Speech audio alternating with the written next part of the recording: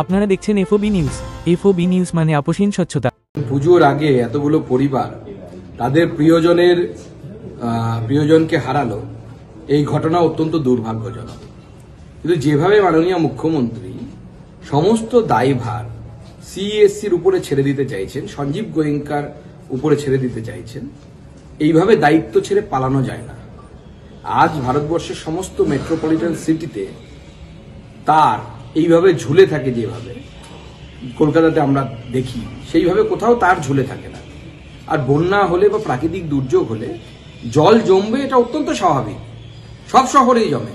আমরা তার জন্য এই মুহূর্তে কাউকে দোষারোপ করছি না, কিন্তু প্রশ্ন হচ্ছে ব্যাঙ্গালোরেও তো জল জমে, কিছুদিন আগে হায়দ্রাবাদে জল জমেছিল, কোথাও তো আমরা দেখিনি যে ইলেকট্রিকের তার ছিঁড়ে মানুষের মৃত্যু ঘটছে। কেন কলকাতাতে বারবার হয়? 2 বছর আগে দুটি বাচ্চা তাদের জীবন হারিয়েছিল, আমি তাদের বাড়ি গেছিলাম। কলকাতা জুড়ে এই যে অব্যবস্থা, এর জন্য দায়ী কে? এই সঞ্জীব গোয়েঙ্কাদের সাথে সম্পর্কটা কারা রাখে? কারা সঞ্জীব গোয়েঙ্কাদের কাছ থেকে ভোটের সময় টাকা নেয়? এই প্রশ্নগুলো এখন উঠলে পড়ে, তখন কিন্তু মাননীয় মুখ্যমন্ত্রী জবাব দিতে পারবেন না, পালাবেন। সেই জন্য দায়ভারটা নিতে শিখুন। সবসময় লোকের ঘাড়ে দায় চাপিয়ে দেবেন, কখনো রামের ঘাড়ে, কখনো শ্যামের ঘাড়ে, কখনো যদুর ঘাড়ে, এটা চলবে না।